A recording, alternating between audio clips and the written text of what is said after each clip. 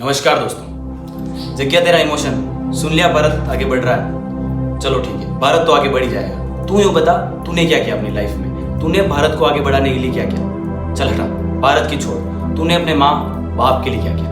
तुमने अपने माँ बाप के लिए क्या किया? माँ बाप तेरे लिए रात दिन एक करके तुझे पढ़ाया लिखाया, तुझे इतना होनहार बनाया कि तू अपने भविष्य में कुछ कर सके। लेकिन तूने क्या किया? कुछ नहीं। आज तेरी एज, तू मुझे देख रहा है तो तेरी एज 21 से 25 साल या 30 साल की एज है। तू यूँ बता, तेरे माँ बाप का निर्वहन तू कर रहा है कि तेरे माँ बाप भी आज तेरा निर्वहन कर रहे हैं? तुझे पछतावा होना चाहिए अपने आप पर कि तेरे आज इतनी एज हो गई तो भी तू अपने माँ बाप के सपने पूरे नहीं कर पा रहा है, जबकि तू अपने माँ बाप पर डिपेंडेंट है। क्यों?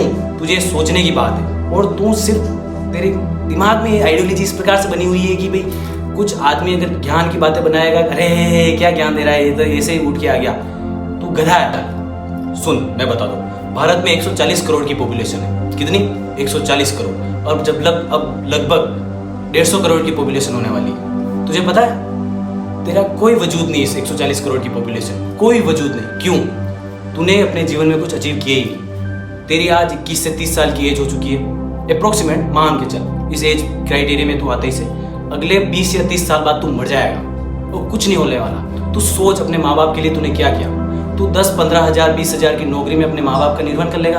अरे गधेड़े, तू अपने माँ बाप को 4 धाम की यात्रा नहीं करवा सकता 20 हज़ार की। आजकल का इतना समय खराब चल रहा है, इतनी महंगा रहता है, लेकिन तू कुछ करता ही नहीं उसको पाने के लिए। तुझे बहुत कुछ करने की जरूरत है। तू विचार कर, सोच अपने आप को। तेरे माँ बाप ने कोचिंग सेंटर में भेजने के लिए, तुझे पढ़ाने के लिए क्या क्या नहीं किया, पूरे रात दिन एक कर दी। उन्होंने भले ही गरीबी में जीवन बिताया हो, वो भले पढ़े नहीं हो अपनी लाइफ में, भले 8वीं फेल हो 10वीं फेल हो, लेकिन तुझे कॉलेज करवाई, तुझे पढ़ाया, उन्होंने उनके जो सपने हैं वो तेरे अंदर देखे, लेकिन तूने कुछ नहीं किया। तूने सिर्फ सिगरेट, धुआं, बीड़ी, दारू, एल्कोहल में तूने तेरे जीवन को खत्म करने जा रहा है और खत्म कर रहा है तू अभी। और दूसरा काम, तेरे एक हाथ में ये मोबाइल जो लेके तू अभी बैठा हुआ है, रील स्क्रॉल करता है, इसके अलावा कुछ नहीं करता तू। इंस्टाग्राम पे रील देखी, तेरा माइंड आइडियोलॉजी इस प्रकार से बन चुकी है कि तुझे अगर 2 मिनट के तेरा माइंड अगर एंटरटेन नहीं करता है तो तू उस रील पे रुकता नहीं। ऐसे भी गधेड़े होंगे जो गाना सुना, जैसे उनका इमोशन जगा, लाइक किया वीडियो को, सीधे स्क्रॉल करके चले होंगे, क्योंकि उनकी मेंटेलिटी इस प्रकार से बनी हुई है कि भाई अपने माइंड को अगर एंटरटेनमेंट नहीं मिल रहा है तो अपन उस चीज़ पे रुकते भी नहीं। 2 मिनट भी अपन ज्ञान की बातें सुनते ही नहीं। क्यों? क्योंकि अपनी माइंड आइडियोलॉजी इस प्रकार से बन गई, उसको चेंज करने की जरूरत है। तुम अपने आप पे विचार बनाओ, अपने आप को सोचो। किताब ऐड कर देना इसमें। तुम अपने आप को सोचो कि तुम्हें अपनी लाइफ में परिवर्तन कैसे लाना है। तुम्हें मैं बेस्ट सजेशन देता हूँ। सबसे बढ़िया चीज़, तुम्हें किसी अगर मेंटर को तुम फॉलो नहीं कर सकते हो, तुम व्यक्ति को लगता है कि तुम 1.5 शाणे हो, तो तुम्हें बेस्ट सजेशन देता हूँ, अपना भाई समझ के मान ला। और मैं कोई करोड़पति की औलाद नहीं हूँ। तुम्हें एक चीज़ पता होगी, तुमने कभी रील भी, अक्सर तुम रील तरह से तुम देखते ही हो, तुम्हें एक रील देखी होगी, एक व्यक्ति आता है जो कि इनकम के हिसाब से लोगों को कैटेगरी वाइज डिवाइड करता है, इनकम के हिसाब से। तो उसमें कैटेगरी डिवाइड करते हैं। तो उसमें एक कैटेगरी होती है, अगर तुम्हारे पास 1 करोड़ रुपए है तो तुम भारत की उन जनसंख्या में आते हो, 10% की उन लोगों में आते हो, तुम्हारे 1 करोड़ रुपए हैं। अगर तुम उसमें नीचे और कैटेगरी डिवाइड करेंगे, उसमें से एक कैटेगरी मिडिल क्लास, फिर है लोअर मिडिल क्लास। तुम उस कैटेगरी में भी एक कैटेगरी भी नहीं आते हो। तुम अभी जो रील स्क्रॉल कर रहे हो, तुम उस कैटेगरी में भी नहीं आते हो। क्यों?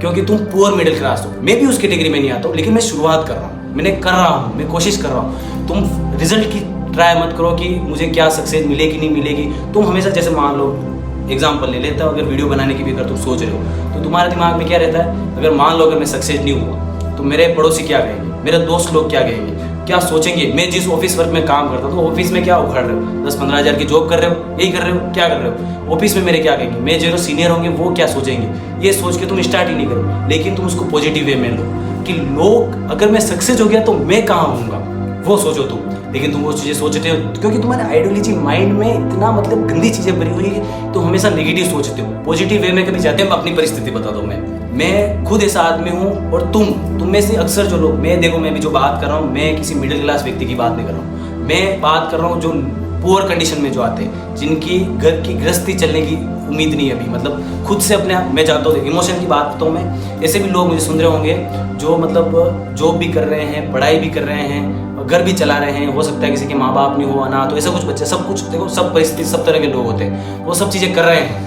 तो मैं उनको अगर कुछ एक्स्ट्रा करना है तो अपनी लाइफ में कुछ एक्स्ट्रा अचीव करने के लिए कुछ एक्स्ट्रा मेहनत करनी होगी। अगर तुम्हारे, मैं ये नहीं कह रहा हूँ कि अगर तुम 10-15 हज़ार की जॉब कर रहे हो तो जॉब छोड़ दो और डायरेक्ट यूट्यूब पे आ जाओ, नहीं।